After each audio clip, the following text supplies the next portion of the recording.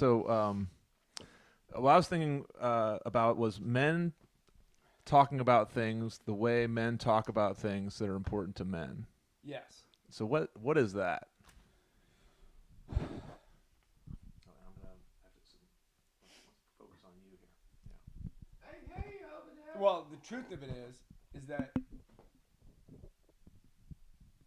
men don't do that enough. Men don't talk about things that are important to them, either with men or with anybody. The so the thought is because it's difficult for men to actually talk about things that are important to them. In let me say it this way: the reason men have a difficulty in talking about things that are important to them is because of the response that men get when they do that. In other words, the judgment, how people want to twist men's words to give it meaning that the man never intended. And it's very clear in what he's talking about that he doesn't intend it. But depending on who's interviewing him, they want to twist it and throw it back in a different way that serves their purpose instead of actually what the man's talking about. But at the Man to Men weekend, we use that phrase. We're going to talk about things that are, men are going to talk about things that are important to men the way men talk about things is because, especially I would say more than ever today, men are judged by the words that are coming out of their mouth instead of the content of their character. So in other words, you and I can have a conversation about football and I can get pretty animated about that.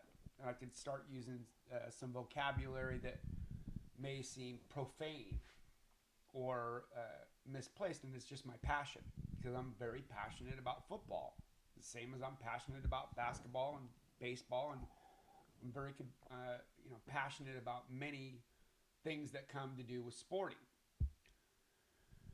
which I think most men are because we're oriented as young men into that sports culture or the concept of being on a team and the idea of competition, which are all very important aspects of young men's early identity. And the more that spirit can be nurtured in the spirit of sportsmanship, as opposed to, of course it's about the competition, but there's so many other opportunities within inside of that to teach young men specifically about life. So sports. You're using sports as an example of something that is important to Correct. men. Because I imagine in some contexts, sports could be a thing that men talk about to avoid talking about things that are important to men. Correct? Like it's sort of sometimes sports talk can be like a frivolous thing. I'll say it this way. So men are always communicating something, generally without words. So the words sometimes get in the way of men's communication with each other. Because most men can say a lot without having said anything at all, just by the way that they walk into a room. And you hear that, It's just by the way that he carried himself. It's by it's not so much by the vocabulary, although, I personally admire men with big vocabularies. I like that part of being a man, being because I think being precise with language is a very important aspect of being a man because our words carry weight. But also the context in which we deliver our words is just as important actually as the words themselves. Do you understand what I mean by that? Yeah, it seems it's like I'll give you an building example. on your point. Yeah. So I'll use a profane word, or what could be considered a profane word, but in some circles it would be a very masculine word, and the word is motherfucker. Now, it depends on the context of how I use that word. In other words, am I saying, hey motherfucker, how's it going? Or am I saying, hey motherfucker, what are you doing? Same word, different context. But by the tone of my voice, I've clearly communicated one is a threat and one is a greeting. And anybody with a lick of common sense knows the difference. So it's like almost what decides what is important to men. Like what it's maybe it's not even the topics that are that important. It's really the way men talk is like you're emphasizing at least with that the way men talk rather than like what topics you're talking about. It's more about like the underlying context. Yeah, it's about allowing men the space to say what they need to say, but more importantly, it's allowing men to talk about the things that are important to them in a way that they don't feel threatened, or they don't feel judged, or they don't feel criticized, or they don't feel like argued with.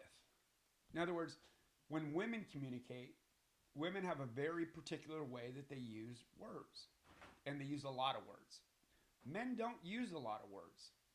So men can say something very concise and short, but it could be very important. But just as important as his words are his demeanor, the tone in his voice, the look in his eye, the way that he's carrying himself. You know, and men communicate just as what's the word I'm looking for? They communicate through the gestures, grunts, and pokes just as much as they do using words. And it's a clear communication, and everybody understands it. So, do you think that the men's ability to be like speak safely or whatever is under it's difficult for men to speak without being judged and all that stuff because of what men want to talk about, or because of the way men talk? Like, well, I think in today's society that men have lost their voice, and they've stopped talking about the things that are important to them, but they haven't stopped doing the things that are important to them. You know, how many spaces do you know that are men only? yeah, it's like I'm biased. Like in my own world, a lot of the spaces I go to are men only, but I've self-selected into this, this, right? Like, right. But if you and I start a men's only club, how long do you think that would go before some woman said that I want to join that? And I'm being I'm not being allowed to because of male patriarchy and da da da da da. And the truth of it is that no, we have eliminated most of the spaces that used to be occupied by men only under the guise of that's some kind of threat to other people, and that is wholly false. Now there were some spaces where men gathered and some diabolical shit happened. yeah. But that's like, 0.0007 of 1% of the spaces that were occupied by men. There were other spaces, say 99% of them, that were all beneficial to men.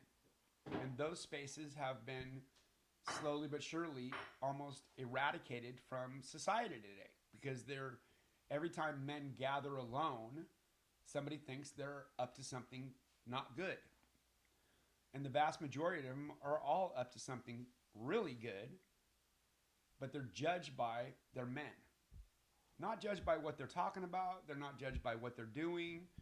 They're not judged by any of that. They're just judged by there's a group of men over there and they're probably doing something not good. Has this gotten worse in the last 25 years? Because when you first, because I mean you've been for 30 years, your adult lifetime. Would you say this was already the case when you were a young man? Yes. When I was a young man, there was still men's only spaces. There were still places that were only for men. I'll give you an example.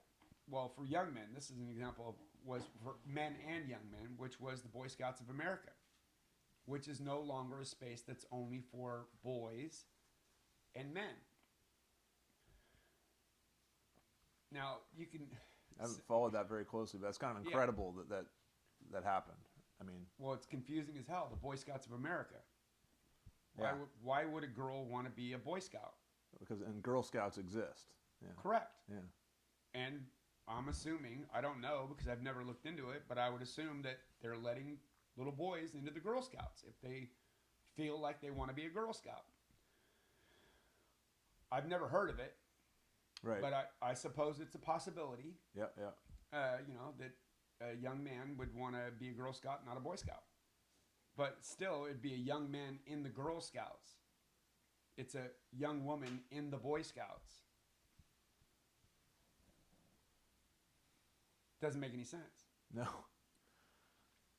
So probably when 30 years ago it was already becoming true that like men's spaces had a certain stigma or like Yes. a threat, but maybe it's just progressed. Yes, because of the threat that the male patriarchy and that men are just up to evil shit all the time, and male environments are tyrannical, and it's not to say that there aren't places where that's the truth, but the stats, the statistics, the facts of the matter are that was the minuscule minority of men in men's organizations, not the majority. Right. So when I said that men have stopped, talking about things that are important to them, not all men, but what I'm talking about is like the silent majority of men that have just stopped saying things that are important to men. There's a lot of different reasons for it. I mean, you can take any issue that topic that's going on in the world today, and when a man speaks about it, it's viewed as attacking or threatening or putting down, instead of, no, this is just an issue that's important to this man. And this is how he sees it, what he thinks of it, how he views it. I don't want to say how he feels about it, but I'm sure there's an element of that. I don't know that that's very important to men, how they feel about things, as it is that the impact of what it is they're talking about has on the community. I lost my train of thought. Where was I going to go with that? Oh, I remember what I was going to say, which is a very touchy subject, but I don't know if I should bring this one up, but I will. So, in other words, when this whole discussion began much more than 30 years ago about equality, like many things in our society, the pendulum swung from one extreme to the next. So when this discussion came up about women having equality back before the 1960s, right? I mean, actually, you go back to the 1920s when the suffragettes and the women were for the right to vote. One of the things that never gets discussed is that before the women had the right to vote, it was only men that voted. And it makes sense to me that, well, if women didn't have the right and then they did, who gave them the right? Men did. Because only men voted. Mm-hmm. When do men ever get credit for that? And it's not about credit, but I'm just saying it doesn't make sense that you're saying men denied this for so long, but as soon as women spoke up and said, we want this, the men said, okay, you can have it. Mm-hmm. But never in that discussion does it ever get acknowledged that men voted for the right for women to vote. Men said, yeah, we think women should have the right to vote. Women said they want it, we're going to give it to them. Men elected some representatives and senators or whatever who got together and they put a thing together and they made a constitutional amendment and they said, they passed it. But men put that. Yes. Yeah. That was, because women didn't have the right yet. Right. And when women pointed out that they didn't have this right and they wanted it, the men got together and they said, yeah, that makes sense. We'll do that. Because men are very sensible about things like that. Up until then, there were no protests. There were no women saying, hey, we want the right to vote. Or if they were, they weren't saying it en masse. Right, because I'm sure, I can imagine they would say something like, they had to they had to fight for a long time, for Yes. many years they were advocating, and Yes. only finally did men listen to them after way too long, blah blah blah. Like, but I don't think it was that long. yeah. I don't really think it was that long. Now, you can go back in history and in time and say all the injustices and how this wasn't this, but there was all reasoning for all of those things that were in place. Some of it not good reasoning. I agree. Some of it was tyrannical, passed on from the king down to the masses. But up in, once you get into when the United States was started in 1776, there was a lot of things that weren't good in 1776, but slowly over time they've changed because more people have spoken up about them. Which I would say, in the vast majority of things, it's like, but all far too often, things get misinterpreted as to what the intent was, and far too often, things get demanded for, and then they're given, and nothing's ever done with it. Nothing of consequence ever comes of it. Do you know what the Bill of Rights is? Yeah. Do you know what 1791? Yeah. Do you know what all of your Bill of Rights are? No, I don't know all of them. Why not? Don't you think that it would behoove you as a person who lives in the United States that has these rights to know what they were? If you thought they were important, you know when your rights are taken away, though, don't you? I mean, in other words, if you want a right and you think you have a right and you stand up for that right, how do you know if it's right? How do I know if it's right? If I have it, if it's real, if it's real. If it's real. Yeah. So in other words, maybe I'd know if I sort of found myself bumping up against it and some kind of. But you don't even know what they are. How can you bump up against it? Without it being in the Bill of Rights, without having had it before. My point is this: what you're talking about is feelings, not rights. And people are protesting how they feel about things and calling them rights. I have a right to feel this way. That's true. You do have a right to feel any way you want to. That's absolutely, unequivocally, 100% true. It doesn't mean that it's the correct way to feel about it. It's just how you feel about it. So how would you ascertain if it was the correct way? I would say, well, what results are you getting as a result of having that right that you're exercising? If you're exercising that right and it's producing something of benefit for you and benefit for others and benefit for the community and benefit for the world, then I'd say probably a pretty good right. But if you're protesting about a right that you're demanding that is really a feeling and you're met with resistance everywhere you go, you might want to just, as a common sense measure, take a look at that and say, really, is this a right or is it just a feeling that I'm having?